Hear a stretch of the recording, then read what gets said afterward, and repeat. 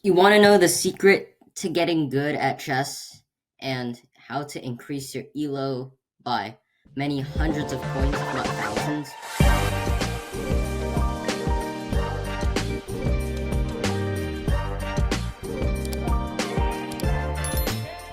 There's just this one tip, and it's just to analyze your games, but not just analyze them thoughtfully. So I see far too many people just playing chess and they're like, I'm just going to keep playing and playing. And they just don't improve. Why? Because they're not learning from their mistakes. They just play a game and move on. So today I'm going to be looking at a game between a person and my editor, actually. And so we're going to start out with d4, knight f6, bishop f4, g6, knight c3, d6. And we're just going to be going over some common mistakes you might just even see in your own games. I'm not sure. This is quite an unusual game, but all these principles can still be applied. So we have this interesting King's Indian-ish structure. I mean, it's preference. I prefer to go d5 here and not let white go for the option of getting a large center, but this is fine. Queen d3 is the first interesting move. It's not bad per se, but white just wants to castle queenside. Fair enough. And here he goes bishop f5.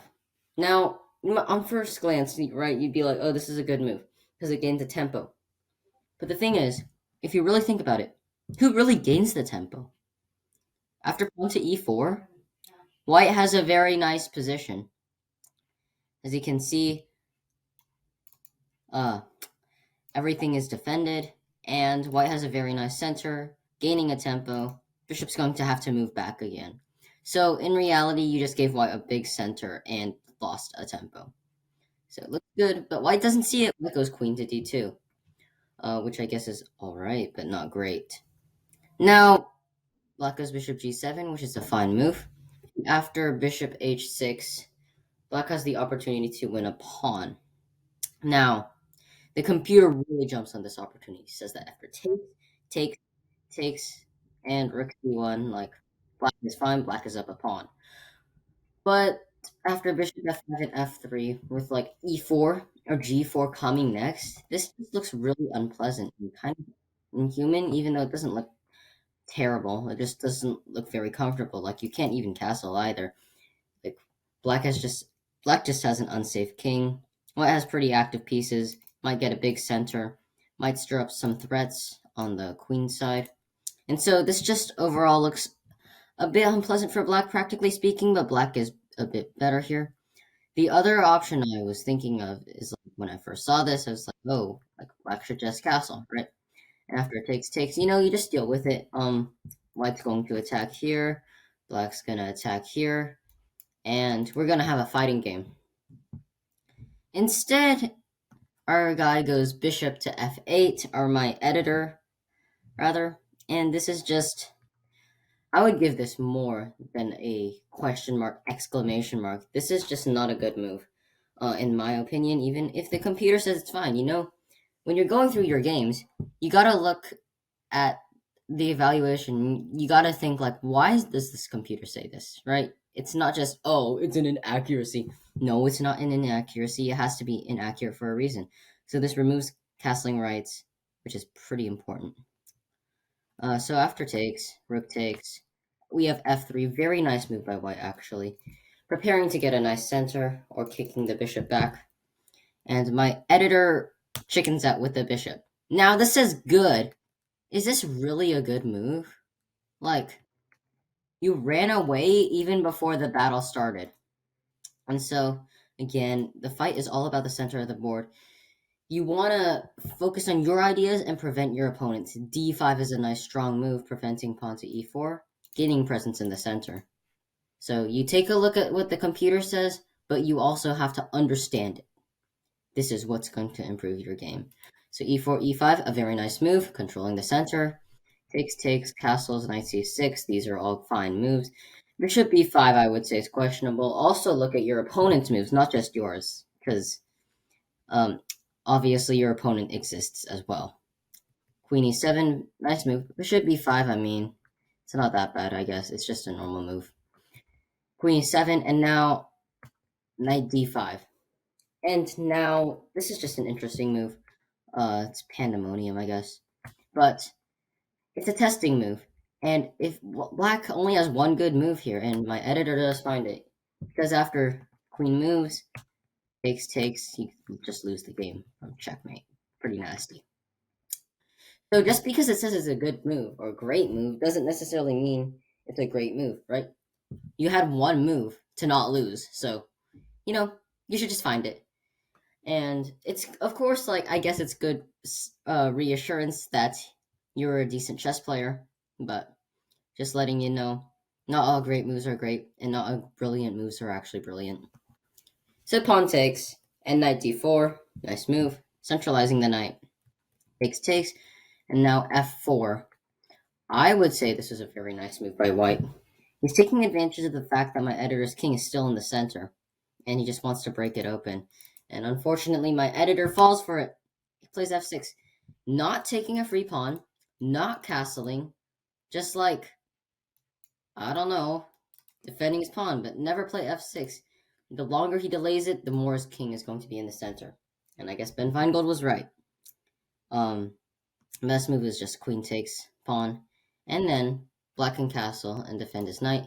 You might say, oh, well, the knight's pinned. Well, haha, I pinned you. Haha, which is pretty nice.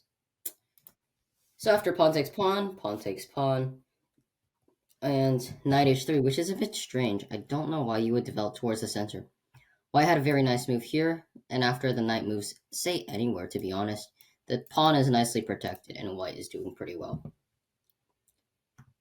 My editor castles, and it's difficult to say whether this was a good move or not. See, the computer is liking queen takes more, and c3, queen c6, or like, which just like pins the pawn, and black is doing fine. And I feel like this is the simpler approach. However, you got to calculate a bit in your games, and this is a thing that everyone has to do. Calculation, cold hard calculation. After c3 here, after the knight moves, white is just much better because he's got this very imposing pawn. If black can't capture it, black is going to be in bad shape. And so, if after c3, black finds like the only move, queen takes d5, things get really spicy here according to the engine. This is equal, but is this really equal? Like, black is down a piece. This is a bit scary for both sides, to be honest. Like, white's king is very weak. There seems to be mating threats, but at the same time, black is down a piece. Just, you'd have to find all these very precise moves, like queen a2 and rook f6.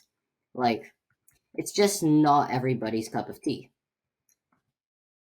Instead, white goes rook ae1, and after queen takes, very nice move, attacking and defending.